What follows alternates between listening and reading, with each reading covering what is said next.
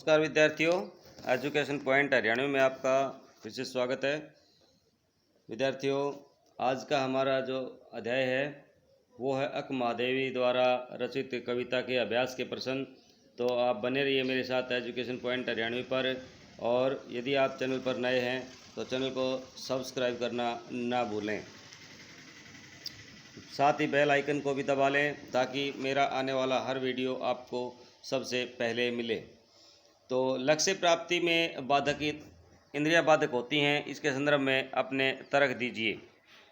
इंद्रियां मानव शरीर का महत्वपूर्ण अंग है जो अनुभव का साधन है। लक्ष्य प्राप्ति की जहाँ तक बात है, ईश्वर की प्राप्ति की तो वह एक साधना के समान होती है जिसमें इंद्रियां बाधक होती हैं। इस समय भूख, प्यास, लालसा, कामना, प्रेम, अनुभव इंद्रियां करवाती हैं। जो आदि का अनुभव हमें लक्ष्य भटका देता है, इन सब का अनुभव इंद्रियां करवाती हैं, वे बाधक हैं। अगला प्रश्न है ओ चराचर चूक मत चूक अवसर इस पंक्ति का हाथ से स्पष्ट कीजिए। इस पंक्ति में अक महादेवी का कहना है कि प्राणियों ने जो जीवन प्राप्त किया है उसे यदि वे शिव की भक्ति में लगाएं तो उनका कल्याण हो जाएगा। समय बीत जाने के बाद कुछ भी नहीं मिलता है। जीव इंद्रियों के वश में होकर के सांसारिक मोह माया में उलझा रहता है। वह इन चक्रों में उलझा रहा तो ईश्वर की प्राप्ति में इसका अवसर चूक जाएगा। अगला प्रश्न है ईश्वर के लिए किस दृष्टांत का प्रयोग किया है। ईश्वर और उसके साम्य का आधार बताइए भाई। अक महादेवी दूसरे वचन में ईश्वर को जूही के फूल के समान बताती है। इन दोनों में साम्य का आधार यह है कि जिस प्रकार जूही का फूल श्वेत, सात्विक, कोमल और सुगंध युक्त होता है, उसी प्रकार ईश्वर भी समस्त विश्व में सबसे सात्विक, कोमल हृदय है। जिस प्रकार जूही का पुष्प अपनी सुगंध बिखेरने में भेदभाव नहीं करता है, उसी प्रकार ईश्वर भी अपनी कृपा सब पर समान रूप से बरसाते हैं। अपना घर से क्या तात्पर्य है, इसे भूलने की बात क्यों कही गई है। अपना घर से तात्पर्य है मोह माया से युक्त जीवन। व्यक्ति इस घर में सभी से लगाव महसूस करता है। वह इसे बनाने व बचाने के लिए 99 के फेर में पड़ा रहता है। कवियत्री इसे भूलने की बात कहती है, क्योंकि घर की मोह ममता को बिना छोड़े ईश्वर भक्ति नहीं की जा सकती।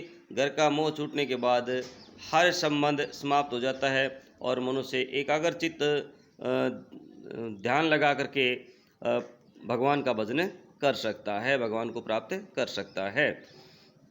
दूसरे वचन में ईश्वर की क्या कामना की गई है और क्यों। तो दूसरे वचन में अक महादेवी ने ईश्वर से कहती है कि मुझसे भीख मंगवाओ, मेरी यह दशा कर दो कि भीख में मिला भी गिर जाए और कुत्ता उसे झपट कर खा जाए। यह सब कामना करने के पीछे कवियत्री का स्वयं का अहंकार है, वो सुनने बताने की बात छिपी है। संसार द्वारा उपेक्षित और तिरस्कृत व्यवहार से हम ईश्वर की अनन्य भक्ति की ओर प्रवृत्त होते हैं। आइए देखते हैं छोटे प्रश्न। क्या अक महादेवी को कन्नड़ की मीरा कहा जा सकता है, चर्चा करें। मीराबाई ने भक्ति में लीन होकर के घर परिवार सांसारिक मोह त्याग दिया था। ठीक ऐसा ही व्यवहार अक महादेवी ने भी किया। इस दृष्टि से देखा जाए तो मीरा की पंक्ति तन की आस कबू न कीनी, जो रन माही सूरो, अक महादेवी पर पूर्णतः चितार्थ होती है। पुस्तकालय में भी दोनों कवियत्रियों का साहित्य में लें और तुलनात्मक पद एवं वचन को पढ़कर कक्षा में चर्चा करें। पहले वचन का प्रतिपाद्य भाई।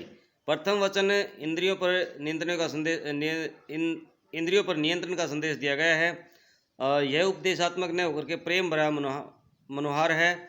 वे चाहती हैं कि मनुष्य को अपनी भूख, प्यास, नींद आदि प्रवृत्तियों, क्रोध, लोभ, मोह, अहंग, ईर्ष्या आदि के भावों पर विजय प्राप्त करनी चाहिए। वे लोगों को समझाती हैं कि इंद्रियों को वश में करने से शिव की प्राप्ति हो पाती है। दूसरे वचन का प्रतिपाद्य भाई। दूसरा वचन एक भक्त का ईश्वर के प्रति समर्पण है। चन्नमल्लिकार्जुनम की अन्य भक्त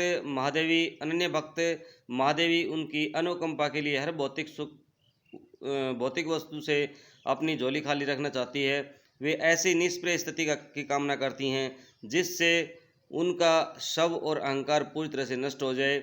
वह ईश्वर को जूही के फूल के समान बताती है और कामना करती है कि ईश्वर उससे ऐसे काम करवाए जिससे उसका अहंकार समाप्त हो जाए। वह उसे भीख मंगवाए, भले ही उसे भीख न मिले। वह उससे घर की मोह माया छुड़वा दे।